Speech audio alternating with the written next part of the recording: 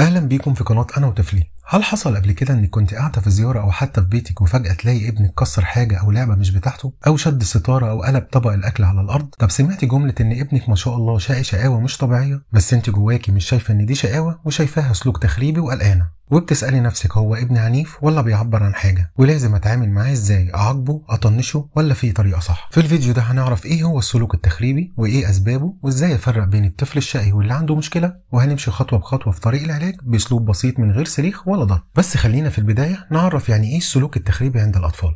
السلوك التخريبي هو أي تصرف متعمد من الطفل بيسبب تلف أو ضرر في حاجة حواليه، سواء كان كسر ألعاب أو أدوات، أو إن هو يقطع كتب أو أوراق، أو تخريب جدران البيت بالرسم أو الخربشة، أو تكسير حاجات تخص الآخرين. والحاجة المهمة اللي لازم تكوني عارفاها إن مش كل تصرف من ده نعتبره مرض أو سلوك شاذ، لازم نعرف سن الطفل والسبب ورا كل تصرف. تاني حاجة خلينا نفرق بين الشقاوة والسلوك التخريبي. الطفل الشقي عنده طاقة وحب استكشاف، ممكن يقع في الغلط بس من غير قصد، لو اتنبه ليه مرة واتنين بيبدأ يتراجع. أما الطفل اللي عنده سلوك تخريبي بيعيد نفس التصرف حتى بعد التحذير، وبيكون عنده هدف داخلي لفت انتباه أو غضب أو تحدي، وأحيانا بيبقى عنده لذة في التحطيم. طب سؤال، إيه هو أسباب السلوك التخريبي عند الأطفال؟ أول سبب من الأسباب هي الأسباب النفسية، زي الغيرة من أخ جديد فبيبدأ يخرب عشان يلفت النظر، أو الإحباط، الطفل اللي مش بيعرف يعبر بالكلام بيعبر بالفعل، أو ممكن يكون عنده حرمان عاطفي، غياب الاحتواء فبيدور على طريقة لجذب الانتباه، أو الضغط الزايد سواء دراسي أو اجتماعي، أو ضغط من الوالدين. تاني سبب من الأسباب أسباب بيئية وتربوية، زي مثلا التقليد، شاف حد بيكسر أو بيصرخ، أو غياب الروتين والقواعد في البيت. كمان البيت اللي فيه صراخ دايم أو عنف بيخلق عند الطفل تبلد أو رد فعل عنيف. وكمان الدلع الزايد من الأهل، زي الأم اللي بتقول ما هو عيل صغير سيبوه يكسر. تالت سبب من الأسباب معانا هي أسباب طبية أو اضطرابات سلوكية، زي فرط الحركة وتشتت الانتباه،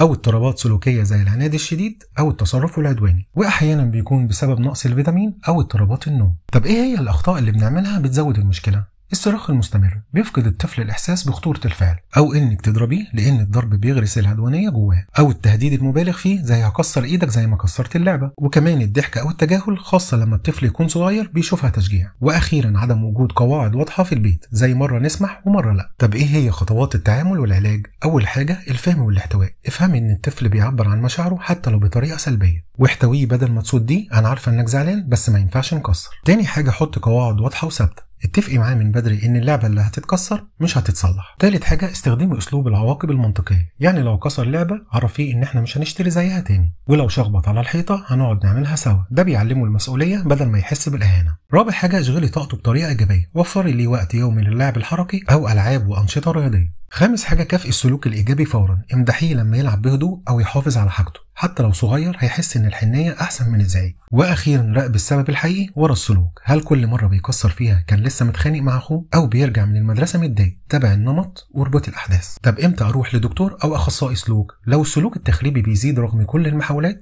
او لو في عدوان جسدي، ضرب او عض او شد شعر، او لو الطفل بيستمتع بايذاء نفسه او الاخرين، او لو عمره فوق 6 سنوات ولسه بيكسر اي حاجه حواليه. واخيرا السلوك التخريبي مش تحدي ضدكم كأم او اب، دي بتكون لغة الطفل لما يكون عايز يقول حاجة، يمكن بيقول انا زعلان او انا مش فاهم او حتى انا عايز حد يهتم بيا. بس لما تبتدي تسمعي اللغة دي وتردي عليها بحكمة هتشوفي تغيير حقيقي. ابدأي من النهارده وحطي قواعد، وخصصي وقت للعب، واحتوي طفلك بدل ما تعاقبيه.